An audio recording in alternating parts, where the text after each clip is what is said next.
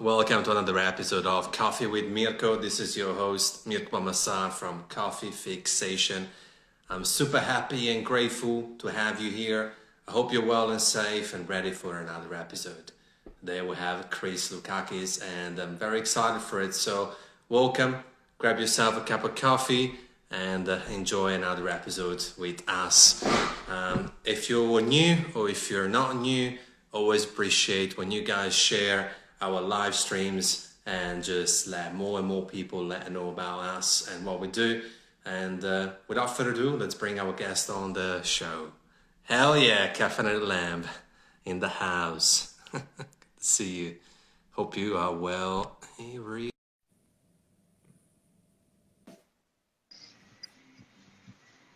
Hello everybody. Hello. Good morning to you. How are you, Chris? Good afternoon to you. I'm doing great. It's good to see you, man. And Good to see you too. first and foremost, thank you for joining us. I know that you're busy. It's summertime, busy time, and you still found time for us. And it's so good to meet you. And first and foremost, how are you and your family with the whole pandemic situation? Thank you very much for the invitation first. It's really my honor to be part of your episode series.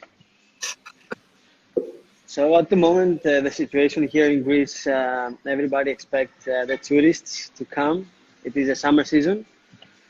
It is quite difficult for all the business because the key countries have the lockdown and it is not allowed to travel.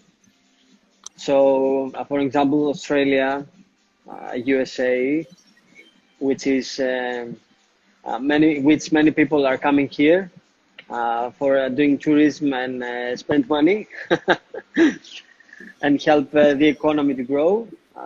They cannot fly in. So the most tourists we have comes from Italy, from France, and some of Spain or Balkan countries like Serbia, Croatia. You know. It's definitely a challenging situation, and I think that it's actually very interesting to bring people from different countries. In this case, pretty sure you're my first guest from Greece, actually. So there you go. You're representing the Greek family, and it's interesting because obviously different areas and different demographics require different type of tourism, even in terms of the coffee community. So hopefully things get better. But going on to lighter topics for a minute, tell us more about you and how did you start your coffee journey for people who don't know you? Okay, since 19 years now, I'm working in this business. I belong to the coffee community. I have passed through many periods of the coffee changing. So I have really experienced the second wave, the third wave. I was part in the beginning of the third wave in specialty coffee in Greece when we were starting it. In 2010, I have been starting working with Tough Coffee. Tough is a really big company with a glorious name through the competitions and as a history.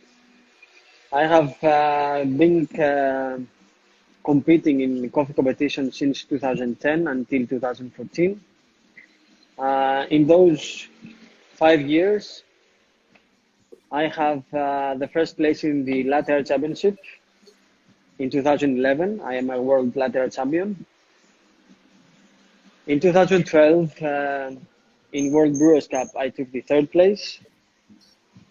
And in 2014, I took the third place in the World Barista Championship. 3 different competitions, 3 top places.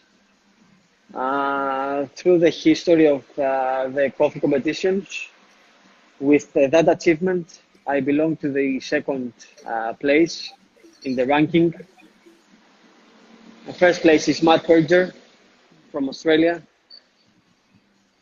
Yeah. Yeah, I really love working in coffee. I love working behind the bar. Right now, I am in Mykonos for the summer season.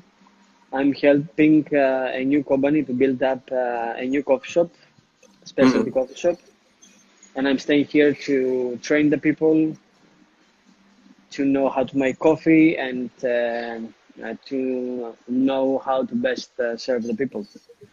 And what I find fascinating is that you come from you're from such a, it's like my country, Italy. Very conservative. It's mocha pot.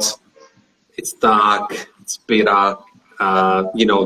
Don't talk to me about V60 kind of country, which is okay. Mocha pot is fine.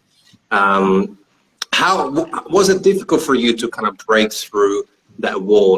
How is that conversation going with more and more of your, friends? Because how did that go by? How was your role as a barista in the third wave scene from your family perspective, your friends, and Greece in general? I can tell you that Greece has a key location for this development, for the coffee development, because through the ages, through the years, all the cultures, all the traditions came to us, but nothing it is ours. For example, espresso comes from Italy. You have, as an Italian, the traditional espresso, which came to Greece. Before that, we had let's say, the Turkish coffee, Arabic, Turkish, and this came to us through the Ottoman Empire. So actually, we don't have our own reputation in coffee. So we were building our culture through these incomes from Ottoman Empire, from Italy, and we were developing every coffee. So it is very important that the the location of Greece, it is in the middle of the business of coffee in Europe. Mhm. So we have Iberic coffee, and then we have Italian espresso, and then we are developing all this. So for us, it is more easy, I can say, to deliver to the customer a new wave that is coming, the development of the coffee Okay, world. that's very interesting. Yeah, I definitely didn't know that. Definitely, the most people are belonging back to the second wave, where they have cream and ice cream and syrups and everything. Yeah, that's world. They Frappe belong. still selling in Greece. They still sell frappe, but we are changing right now. Through the last decade, we're trying to sell more Freddo espresso, Hmm. which we make it as a double espresso normal, and then we mixed with 2 or 3 ice cubes, blended into the glass full of ice, and we have something like this result, which is Very cold. nice. In summertime, most of the people are preferring having a cold drink, not hot. And well, that's actually leaning towards something that I want to ask you. It's not even a part of my questions, but it's like, what is it like during winter? Like, because I'm not overly familiar with the weather, but is it still predominantly hot beverage during winter? Yeah, actually, during the winter, we prefer to have hot drinks. Still, there are people that they love the Freddo style beverage, and they really ask for it. But the development of the customers is showing to us that they truly understand the high quality of coffee. And day by day, month by month, year by year, we are we're having more and more customers that they care about the quality, and they're coming to have hot beverages, hot coffees, like filter coffee, like espressos, you know, that Cool, kind cool. of style. but they can also understand the higher quality that we serve in many places. Actually, mostly in the capital of this country, Athens. There are more and more places opening right now that they are focused on the specialty projects, specialty wave. It's great to hear, and I would love to be able to travel and explore the Greece coffee scene. Speaking of Greece, we got a friend here, Vag, is a paisano of yours, asking, what is the biggest lesson you learned through your competition career, Chris? Okay, Vag, hello, Yasu. Yes. That's right. What I can say is that through the competition years, there are many champions that are coming again and again every year. But who stays in front, who keeps a good reputation, is really difficult to find. I can say that we're becoming champions, we're competing, we are becoming better baristas. But the real lesson is not from the competition times. The real lesson comes from the working days behind the bar, facing daily the customers again and again every day. I can say that, and it is something that I would like to discuss later on. I can say that preparing a nice and good cup of coffee, let's say delicious cup of coffee, is not the big thing because we are actually going to serve this coffee to the customer. And what we are not focusing nowadays, I believe, it is not the best serving experience, but we are focusing on the best preparing, the preparation of the coffee. This is what is missing right now. This is my biggest lesson, what I have learned through the competition, to make a really good coffee, but also serving this coffee with the best experience that I can share with the customer. So I believe the customer is the key point at the moment. 1,000%. And I know you're too busy, so I'm not sure how many episodes of mine you listen. We've had a lot in the past few months, but that's something that we touch base, and it's one of my favorite topics. I think that for many, people have heard me saying, and they're gonna get sick of me hearing the same. But for the last few years, we've been putting so much focus into the cup, into the latte art, into the machinery, and we kind of miss the whole hello, good morning, how are you, hey Chris, the approach to the customer, and how was your weekend? The relationship that we are building with customers. Yeah. This is missing. Yeah. It's hospitality, right? And we are in the people business before the coffee business. Because without the people, A, we don't have the coffee, B, we don't have anyone to serve the coffee to. Simple as that. So we have, all these years, we have been seeing all the coffee development on how to prepare the coffee and how to bring the best character out of it, but not really the best customer experience that is missing. And more and more young baristas are coming into this world, and they believe that making a good coffee is the big thing. But it's not. It is actually not for me. In general, it is very easy to make a really nice, good, delicious cup of coffee. But it's far more difficult to sell this coffee again It's and easier. again to the same customer. Exactly. And also, coffee making skills are easier to learn than human skills. Like, it's easier to learn how to make a rosetta than it is, how to talk, look at body language, how to serve, how to connect and build a relationship with your customers who are maintaining your job or business anyway. So I really feel like that too. And then when it comes down to price, we're asking in average a little bit more money than the average coffee shop, but it's only in the cup that higher price, knowing the overall experience. I think you're right. I completely agree. That's right. That's right. But there is a trick for the latte art, because we are talking about also this one. There's a big trick on the texture of the beverage while serving a cappuccino or a latte. The longer time that we need to draw something into the cup, we are changing dramatically the final taste of the beverage. And this is what most of the people, they don't care about it.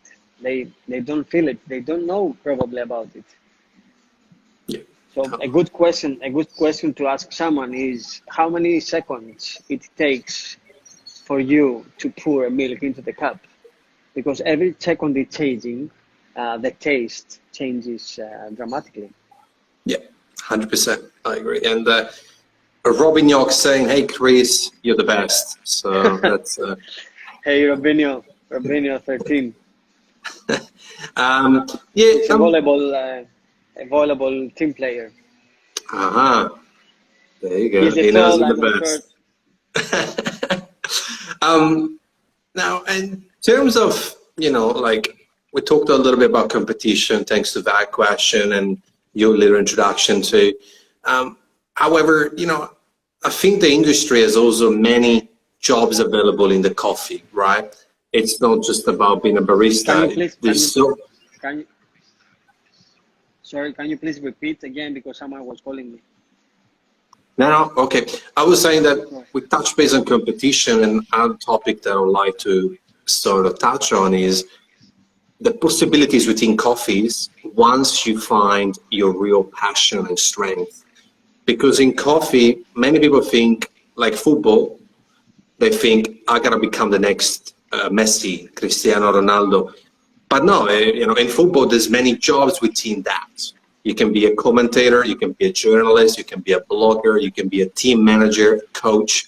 In coffee, you can be a trainer, a barista, a roaster, a green bean buyer. How important is to define and find that passion and actually cultivate the strengths around it? Let me say that in order to find passion in something, actually you need to see everything like it is your own thing. You want to bring the best out of it. First, my personal attire into these years says that anything I do, except coffee, not only coffee, anything I do, I'm trying to do it the best way possible, the best possible way. So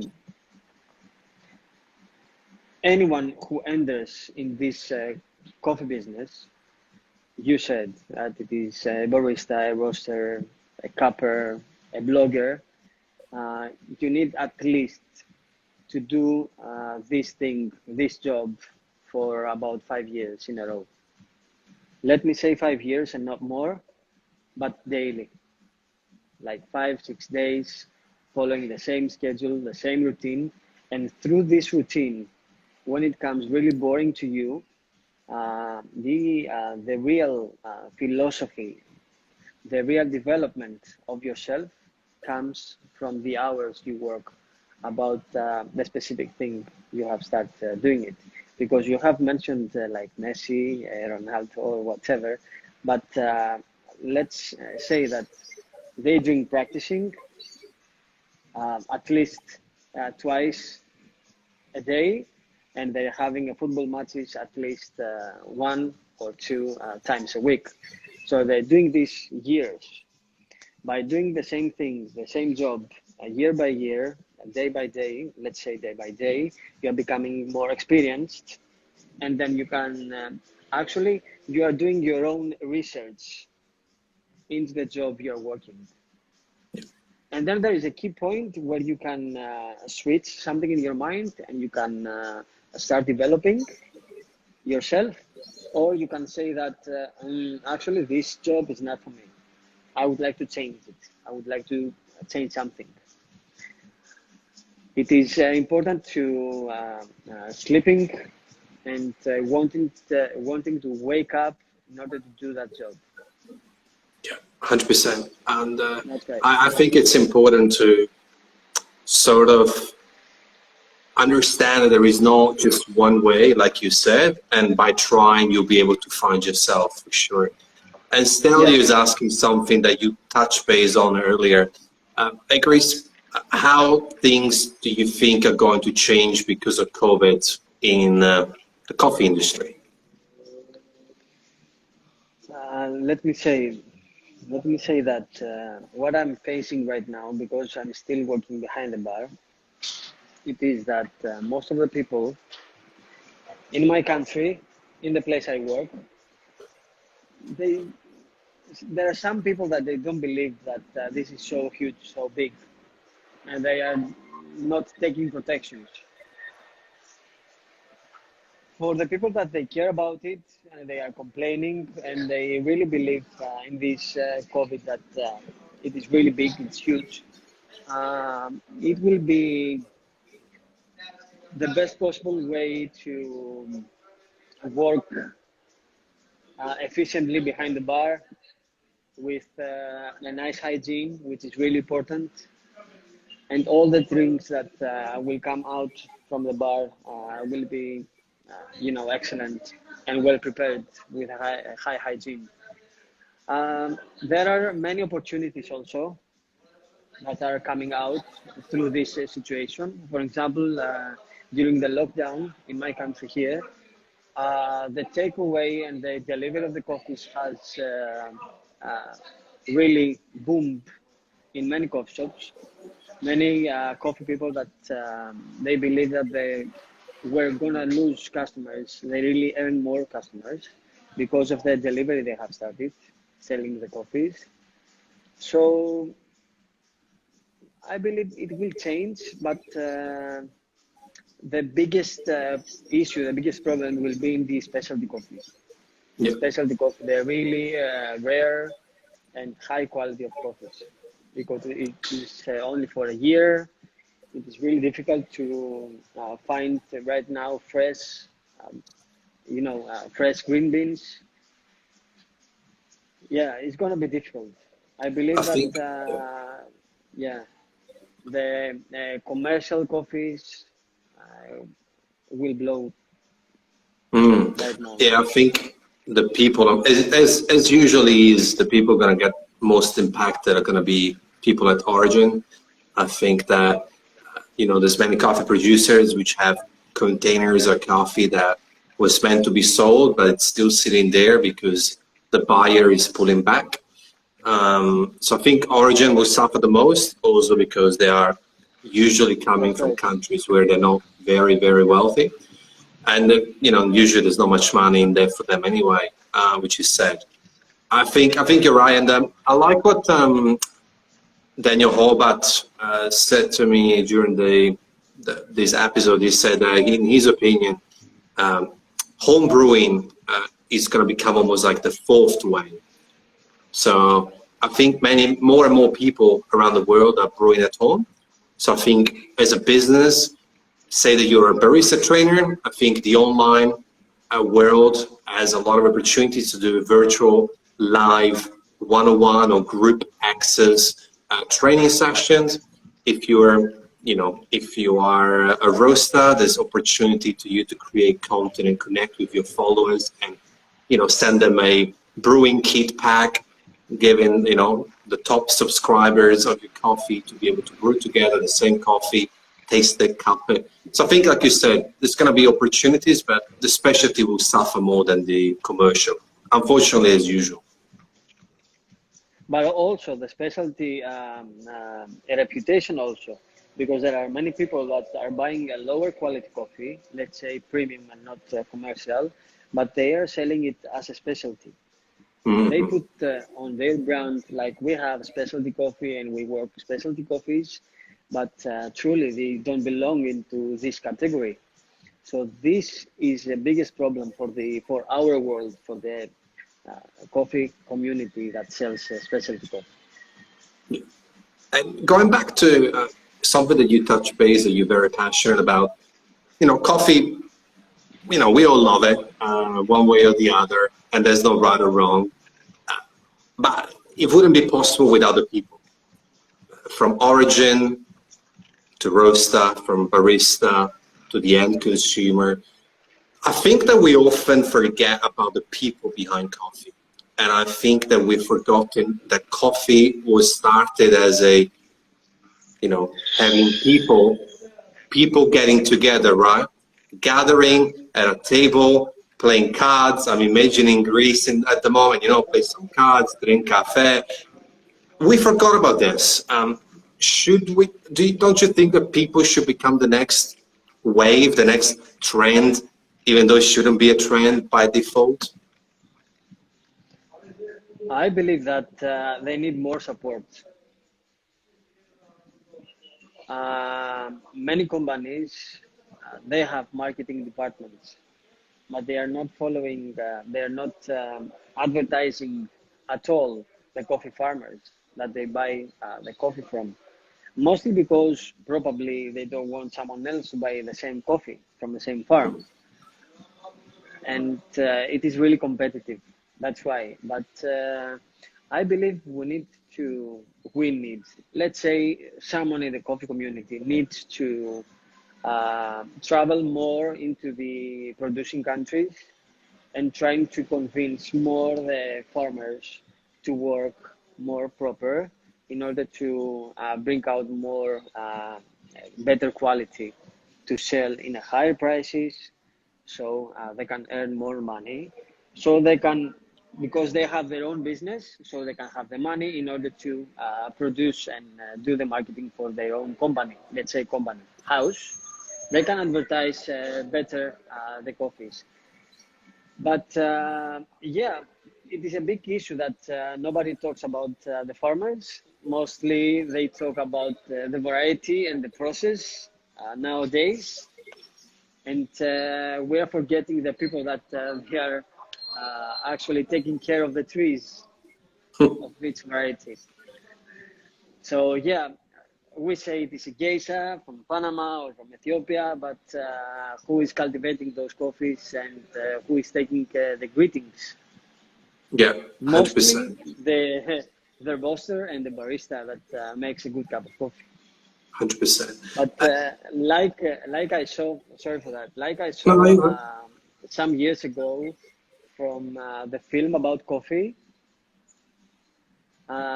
someone, I don't really remember exactly, someone said that the quality of the coffee, it is onto the tree. As soon as you pick the coffee, it's starting losing quality. So, yeah, the one who cultivates the tree needs to take more greetings. That's well said. And we got a question from Serif saying, I'm going to try to read it. Serif from Turkey. Yes, home brewing is growing, yes, but that does also have an impact on your coffee sales in your coffee shop. Before you sold a cup of coffee, now you sell 14, 16 grams of coffee for the same customer. Obviously, because they're buying, coffee beans. Yeah, sorry, you go first. Before you sold a cup of coffee, now you only sell 14, 16 grams of coffee for the same customer. It is on every business strategy that they want to sell a specific amount of coffee. Everything has a value, and what I can say. Yeah. I believe that we need to change the strategy on how we sell the coffee, and probably also the prices. Yeah. And also, I think a lot of people in coffee have undervalued the sense of branding, right, and presence. So the beer, for instance, the microbrewery in Australia, they're killing that game. They're really present. They created a brand, a sense, a family. People, there's artwork on the cans of beer or of bottles. And I think that's what even small coffee shops they need to start looking at that and creating their own community, micro community. Then, for instance, Serif, you could be charging a little bit extra your top subscribers, your top customers by sharing coffee together on a private Zoom meeting with 20 of you drinking the same coffee, talking about football. Then you're creating a brand, then you're creating a bit of buzz, and people will be happy, going back to what you said, if they have an overall better experience even at home. How do you give your customer a better experience at home is the question you need to ask yourself. Once you figure out the answer, then you just put it in place.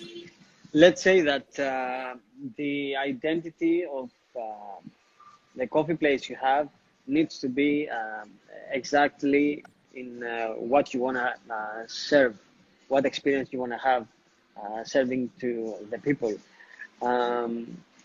Let's say if the home brewing is increasing, so you can probably focus mostly on selling the retail to the people. So increase your retail and, you know, try to bring more customers in order to sell more coffee for home use.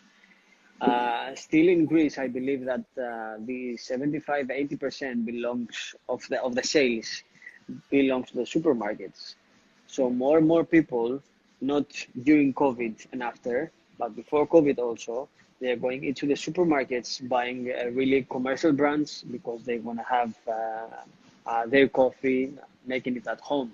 Because the prices also are changing. During the crisis we had in Greece, more people, they didn't want to go in a coffee shop to pay, for example, for 50 euros for buying just a cup of coffee, but they were buying a bag of coffee of 250 grams with a very cheap home use espresso machine or a brewing kit for filter coffee. So it was more sustainable for them to enjoy something that we all like. So giving the proper identity to the coffee shop, and you are going there to say, hey, I'm here, I'm doing this thing, and not many things like serving food or serving other beverages except coffee, like alcohol or something else. It is about what idea you wanna give Yeah, to your and place. innovation and having a bit of a play with ideas. For instance, Mathieu, they are selling their coffee in a pack where they also sell you in the pack the same water that they use. So they literally give you everything to make the exact same cup of coffee. So I think, whether that's going to work or not, but what I'm saying is innovation is essential and you got to try. I mean, everybody laugh at Elon Musk for electric cars. Now look at the Tesla stock. So I think ultimately you got to try, bring out ideas, put them in place, and if they don't work, keep going, keep another idea. If you are not going to make any mistake, you will not gonna learn anything. So we need to try more and more our ideas. What I believe, we need to speak. We need to have conversations between the coffee people, each other, in order to develop more ideas. Because sitting on a table by yourself, trying to create an idea, it is only one mind that is working for it.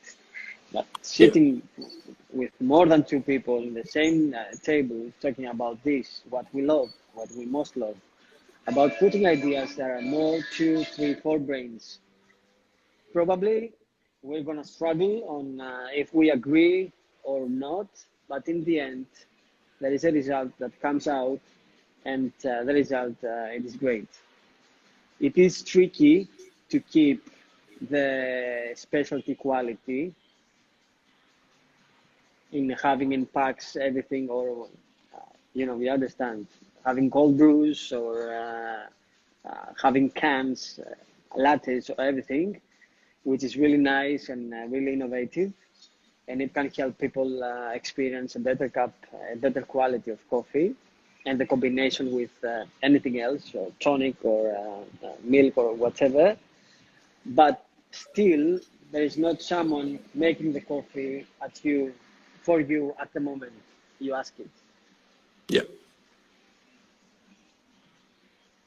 I get you. That knows how to brew the coffee. 100%. 100%. And that's where I think education and access will be, you will really just take care of your customers if you look after them by giving them that access, some classes, free or no, it doesn't matter, create that engagement for sure. But Chris, we're past the half mark and usually ask the out of the box question. If you could, who would you like to have dinner with? It doesn't have to be coffee, anyone. Say again, who? If you could, who would you like to have dinner with? A dinner with? Yeah. Not coffee people only. Anyone. No, doesn't matter. Okay. In which place also, or here in Greece? Any place you want, any restaurants, any person. Actually, I would love to have dinner with a farmer, especially in coffee. Yes, this is what comes to my mind firstly. With a farmer that I used his coffee in 2014 from Guatemala, from Baquelito Farm. And I would really love to meet this guy and have a dinner with him, because I really want to have a talk with him, because he's behind everything. He's behind everything I really achieved in this year. And this year, I believe in 2014, it was a really critical year for me. It has gave me everything. That's lovely. I think he probably would love to have dinner with you too. I would love to have dinner with a person that works, that does something. I love that.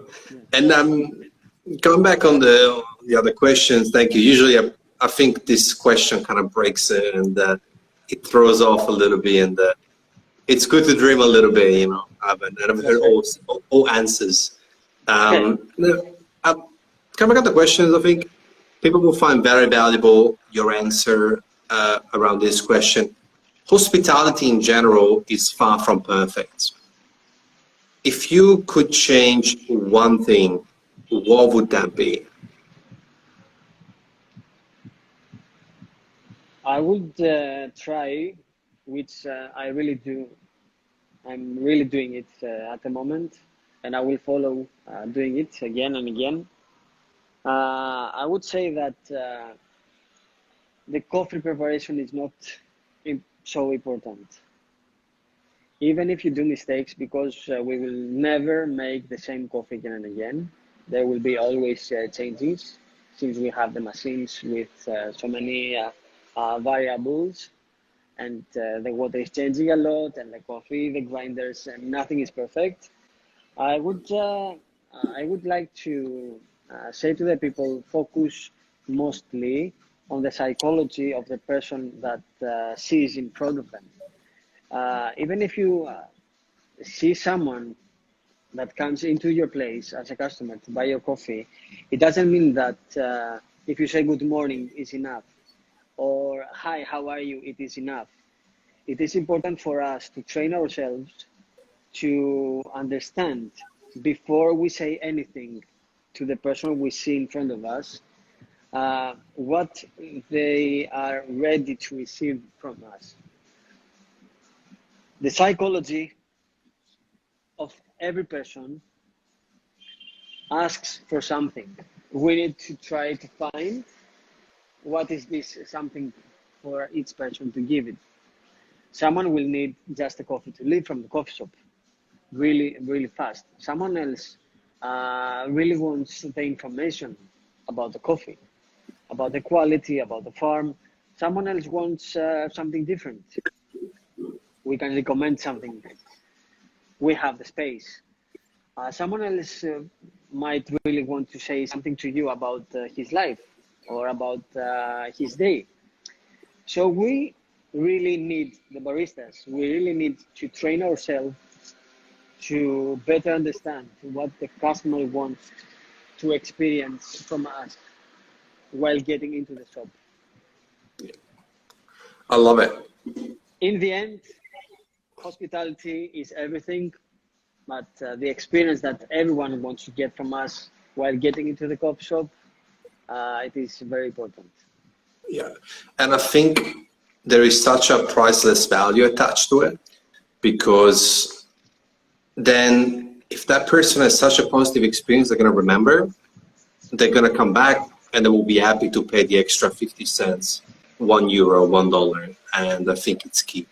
And I see the barista, and I've said this for many years, but the barista has become more and more the bartender of those American movies that we used to watch, and the guy goes to the bartender, talk about his wife and his problems with work.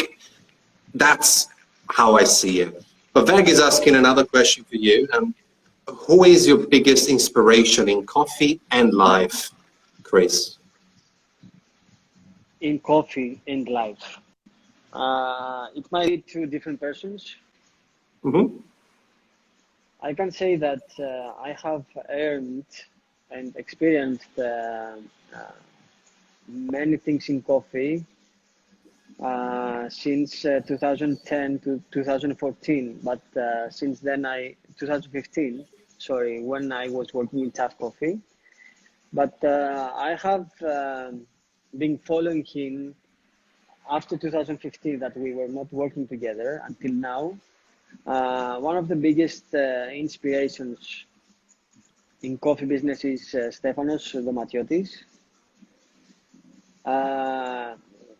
He was actually the person that I can say that he was my brother, my family, my friend, one of the best ambassadors in coffee back then. He's a person that even if he knows so much, he's not pretending that he's a diva. He really shares his experiences and his thoughts about coffee and his knowledge. Unfortunately, right now,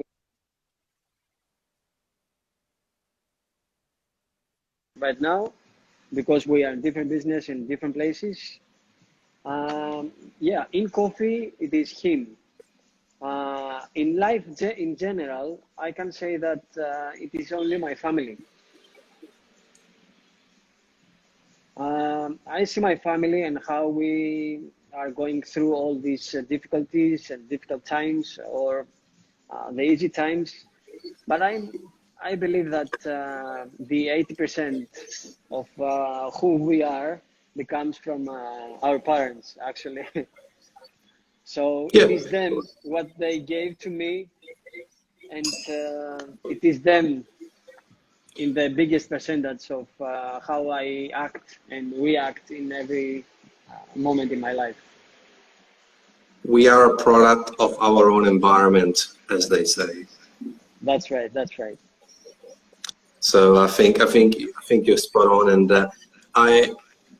I like what you touched base on, Stefanos, because I think that's something that really resonates with me. I think being humble is such a key characteristic in any profession. Doesn't matter what industry, because ultimately we will never achieve perfection and overall 100% knowledge, because we thought that 60 years ago, doctors said that smoking was fine. That's right. They were wrong. Now they say it's bad. Who knows? So where I'm going with that is that even Scott Rao, in one of the episodes, he said that ultimately he's always wrong, because something new keeps coming up. So you gotta keep looking and searching, because if you just say, nah, I know everything, that's when you start losing. That's when you stop developing yourself. Yep. And you are belonging. Yep. You are belonging with the ships around us that they just follow and they do nothing. They don't do any research. They're just living without giving anything to the planet. Yeah, I agree, and it's nice because I think again, people confuse being humble for, soft and, not really a hustler and not really working hard. But now, humble just, well, means a lot of things, but in my view, it just means to just be nice, be kind, show empathy, don't worry about your ego, care about who's around you, care about what you do, love, and just show compassion when it's needed. But whilst you're working hard, that's fine. You can still work hard and be humble. That's right. That's right.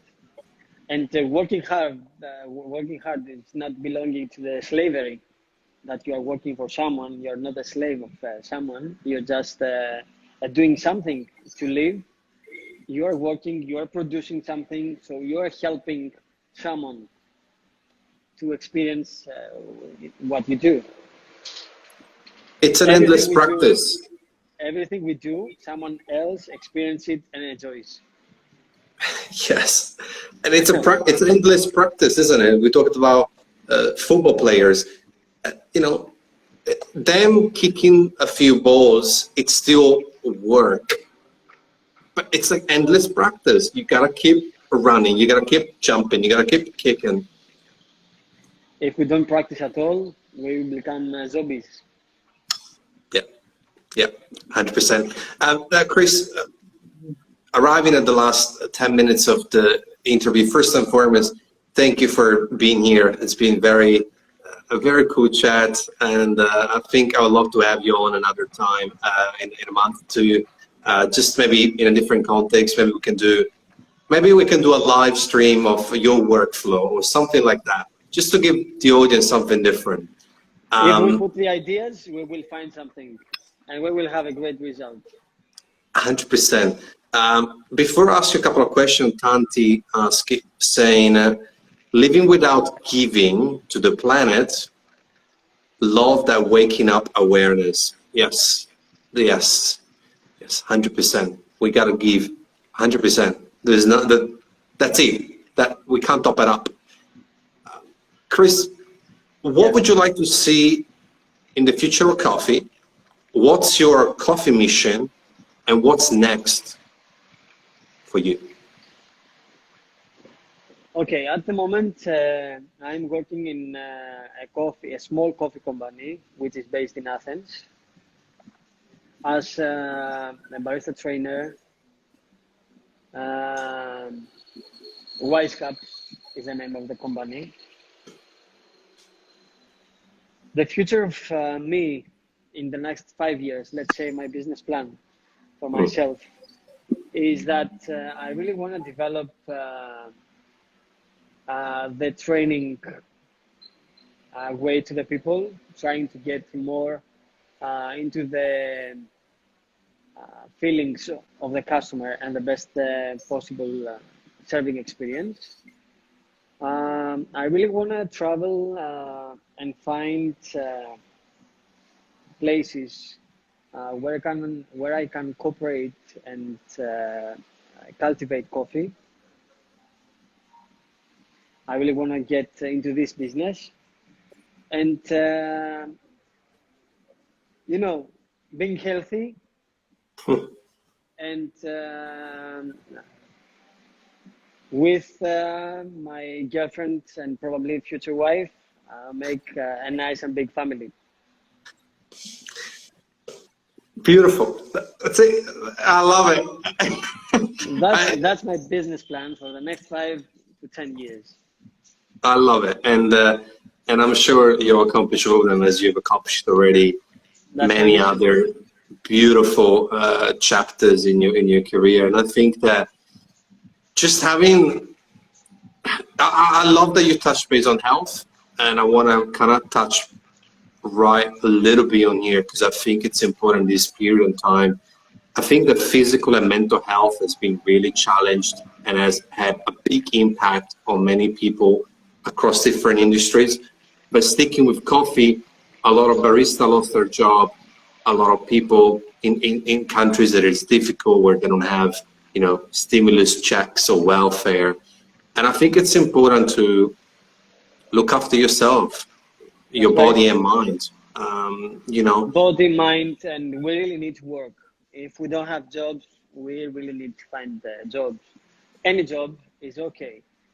But what I wanted to say about this, about jobs, there are no borders in order to live somewhere. We are growing up in a house with full of love from our parents and our relatives. We are creating really strong relationships with friends. But in the end of the day, we need to take care of ourselves, our mental health and health. And there are no borders to find any job or to start over again any life. What I have experienced traveling since so many years now is that in every place I go, I see many people that they don't belong only to this country. They work, they produce, they do something for this fucking planet. And we belong to this planet, okay? I love it. And what you said is so true, because it's like the old saying, if you don't love yourself, you can't love someone else, right? You gotta look after yourself in order to be able to look after the planet, the people who live in the planet, and be able to leave your legacy, your touch, yourself, and to have that purpose. I think being purpose driven is essential. We've lost that. I think something that's sneaking in through is, I think people are confusing money with purpose with money. I think money is important, but I think once you realize it's more than that, that's when you're winning. Listen, we're getting into the airplane, and the safety directions that we receive is, firstly, put a mask in yourself, and then to the next one that needs your help.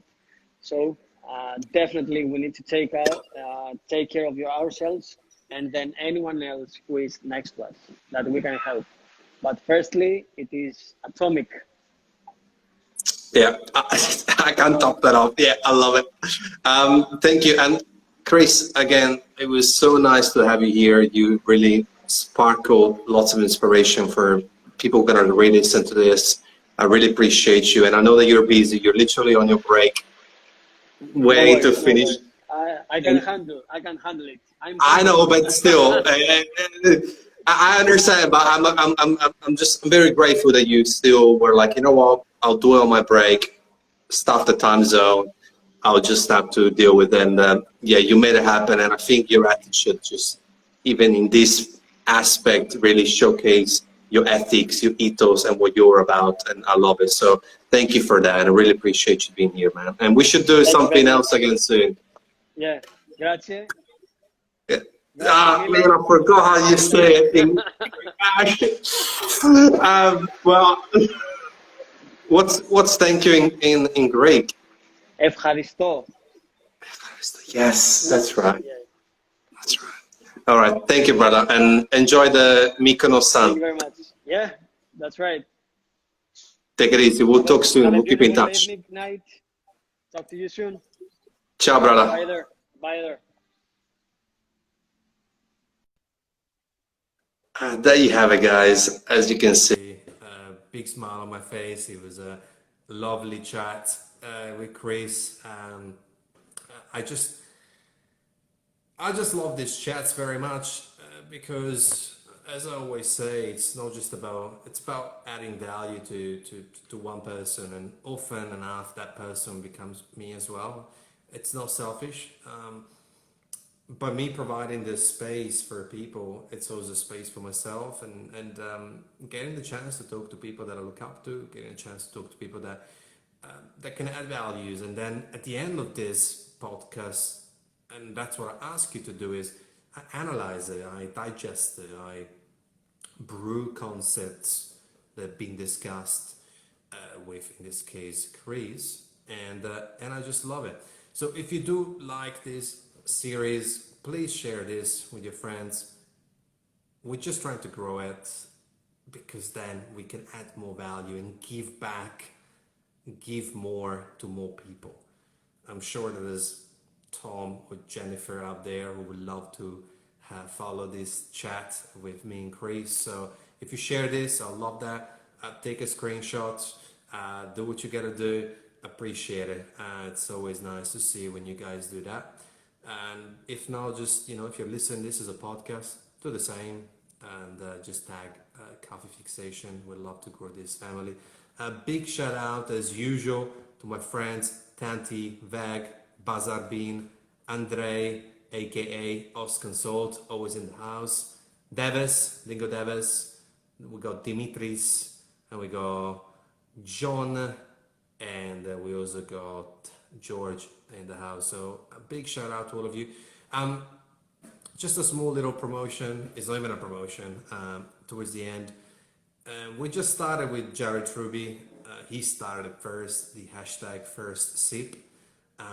Basically, every time you drink your first cup of coffee, I would love for you to just take a story while you drink your first sip of coffee, put it in a story, hashtag first sip, tag Coffee Fixation, and just let's see how far we can get this first sip. And we reshare it all the time, so we'll basically show your page and your first sip to others. So I'd love to grow that and just grow this coffee family. And that's it from me today. Watch out for the next episodes.